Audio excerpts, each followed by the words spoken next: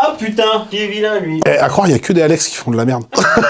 Non, je rigole. Bon, surtout qu'avec Alex, qui bosse avec moi, Et moi. et lui, et tout le monde en fait. Il a 3 coachs. Et le mec est armé. On sait que sur sa pose double biceps de dos, c'est un gros problème. Au niveau surtout du ressenti, il a du mal à se placer. Et le vrai problème chez Alex, ça va être la hauteur de ses coudes. On voit ici que ils sont beaucoup trop bas, ce qui fait que le pic du biceps sous l'épaule. Alors, de dos en plus, c'est pas là qu'il a le meilleur pic de son biceps, pourtant il a des bons bras, mais il a surtout de très grosses épaules. Donc là, en plus d'être trop bas, ça cache vraiment ses biceps, et on perd vraiment du volume à ce niveau-là. Alors pourquoi il le fait? C'est quelque chose qu'on a vu ensemble, c'est en fait pour activer au niveau de cette partie-là, au niveau des grands ronds. Il va falloir faire comme si vous faisiez un tirage, finalement. Quand une fois que vous êtes placé, vous venez activer à ce niveau-là. Mais ça se fait vraiment avec une poussée qui va être sur 5 mm. Et là, le problème, c'est qu'il descend beaucoup trop bas en le faisant. Et en plus, ça se voit, on commence à avoir les trapèzes engagés ici. Donc, il vient trop rétracter ses omoplates pour pouvoir engager ici. Et du coup, ça engage son dos et on perd de la largeur et en plus, on perd du biceps sur la somme totale. Au niveau du bas de son corps, il est bien placé. On a du swipe sur les quads. La rotation externe est bien appliquée. On a ici les adducteurs en contact. Fessiers serrés. Bassin légèrement en arrière, on voit que c'est engagé à ce niveau-là. Il est peut-être un tout petit peu trop en arrière à mon goût, ce qui fait qu'on perd un petit peu sur la contraction des fessiers.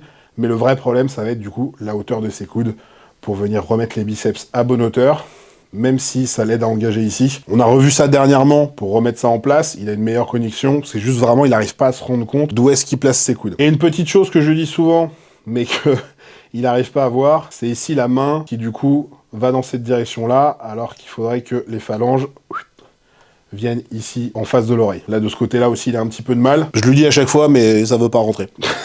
Pose suivante, pose relâchée de face. Mon petit Enzo, sois pas si crispé. On va bien s'amuser. Alors, ici, cette pose relâchée de face, la problématique, ça va être les pieds qui sont un petit peu trop rapprochés, la rotation externe des genoux qui est pas phénoménale, pareil, le bassin qui va pas être tiré en arrière. Alors, est-ce que tu es bloqué par ta voiture? Du coup, la prochaine fois, pose ailleurs. Mais là, le bassin est pas assez tiré en arrière, ce qui fait qu'on a même pas un tout petit peu de détail à ce niveau-là. Après, on juge pas la condition, c'est toujours pareil, mais quand même, on pourrait avoir un tout petit peu plus au niveau du visuel. Et ensuite, l'autre problématique qu'on va avoir, une fois de plus, c'est la rotation interne des épaules, ici et ici. De toute manière, dès que vous voyez le dessous du bras, vous savez que la rotation interne, elle n'est pas faite. Donc, une rotation interne de l'épaule, ça ouvre bien les lats, d'une part, ça donne plus de rondeur sur l'épaule, et ça donne aussi plus de rondeur au niveau du bras. Au niveau des avant-bras, on est quand même bien placé. La vraie problématique, c'est ses épaules. Placement des pieds, pareil, un tout petit peu plus large, et une bonne rotation externe des genoux. Petit lat spread de dos pour la pose suivante. Jolie claquette. Alors, sur ce lat spread, qu'est-ce qui ne va pas? Déjà, le placement des pieds. C'est un principe d'optique de base. Plus un objet est loin, plus il est petit. Plus un objet est proche, plus il est gros. Donc, par principe, que ce soit sur des poses de face, sur des poses de dos, on ne fait jamais un pas vers le mur du fond. Donc là, le pied, on vient le reculer ici. Pareil, on garde l'alignement. Talon, pointe. Ensuite, pareil, on voit au niveau de l'espace ici, il y a un trou. Donc ça, on règle ça. On peut réduire l'espace entre les pieds. Il y a également au niveau de l'engagement de votre bassin, ça va pouvoir aussi appuyer un petit peu sur vos adducteurs. On a une belle rotation externe au niveau des genoux, ce qui fait qu'on a un beau swipe ici. La chose à régler au niveau du bas du corps, en plus des pieds, ça va être cet espace vide ici. Ensuite, au niveau du haut du corps, le bassin est quand même relativement droit. Donc ça, c'est bien. Les mains, on essaye de pas venir pincer ici. Pourquoi? Même si vous êtes sec, ça va se voir que vous venez pincer la peau. Donc prenez juste vos phalanges, comme sur votre lat spread de face, et vous venez juste glisser le long de la peau. Venez pas attraper avec votre pouce, parce que à chaque fois, ça va venir créer ces plis que vous avez ici. Ok? Donc ça, on évite. On est relativement bien ouvert. Les omoplates sont desserrées, les trapèzes sont relâchés. On pourrait accentuer un tout petit peu plus l'adduction au niveau des coudes pour ouvrir un peu plus, mais sinon, on est quand même relativement bien large. Je pense qu'en appliquant la bonne position de main ici, déjà, ça va décaler un tout petit peu la main et on va gagner en largeur. Pose classique pour la pose suivante. Comme je vous disais, là, il est très loin. Et pourtant, je pense qu'il est plus gros qu'il n'y paraît. Plus un objet est loin, plus il est petit, plus un objet est près, plus il est gros. Souvenez-vous de ça. Pour cette pose classique, on est quand même relativement bien. J'aime beaucoup la structure globale. C'est bien placé, les pieds sont bien placés, on a les adducteurs qui sont bien en contact, la position des genoux est très bien, la position des pieds est très bien, le bassin aussi est très bien. Ici, le bras, très bien, on a le bon placement, il a la bonne hauteur. La main ici, pareil, on pourrait être un peu tatillon sur les phalanges, plus dans cette direction. Là où va y avoir une correction à faire, c'est sur cette main ici. Ici, vous voyez, il a la main qui va être dans cette position-là, qui va être alignée avec l'avant-bras.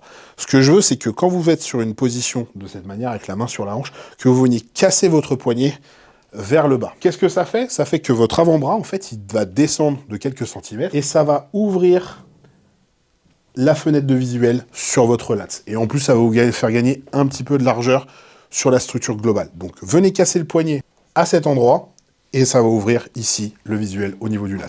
Alors, cette pose-là, c'est la seule chose qu'il y a à corriger.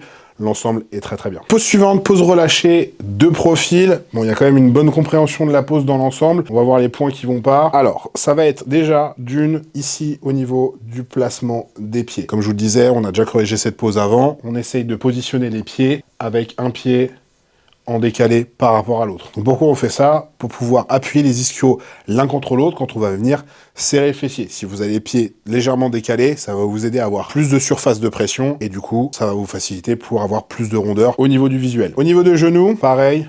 Ici, on vient verrouiller les genoux. Je sais que c'est paradoxal avec ce qu'on voit à l'entraînement, qu'à ce qu'on vous dit de faire à l'entraînement, de ne pas verrouiller les articulations.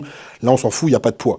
Donc, verrouiller les genoux, ça va vous permettre d'afficher un petit peu plus de détails au niveau du quad. Ça va vous permettre aussi de bien séparer le quad et l'ischio quand vous allez venir serrer. Au niveau du fessier, on va le serrer. Et là, tout de suite, ce qu'on voit au niveau du fessier, c'est qu'il y a cette main qui vient bloquer le visuel. On écarte la main, à peu près jusqu'ici, juste pour laisser le visuel complet, abdomen, fessier. Ça marche. On ferme les doigts aussi.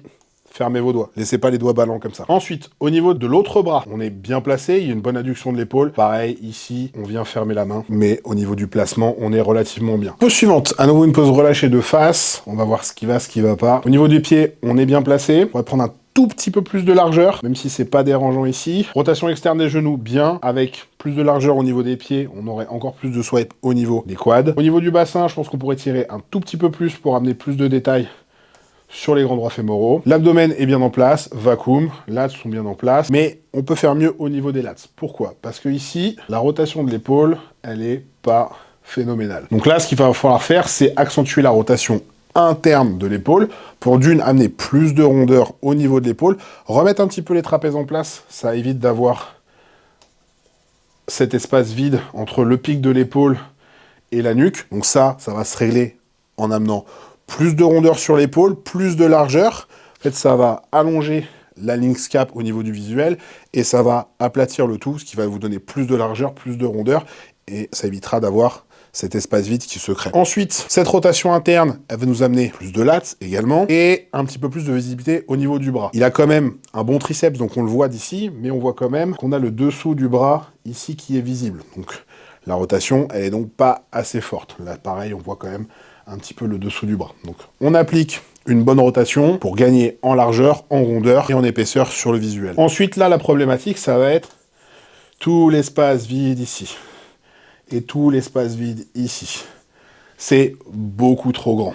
On essaye de remettre les bras dans cette direction. Ok?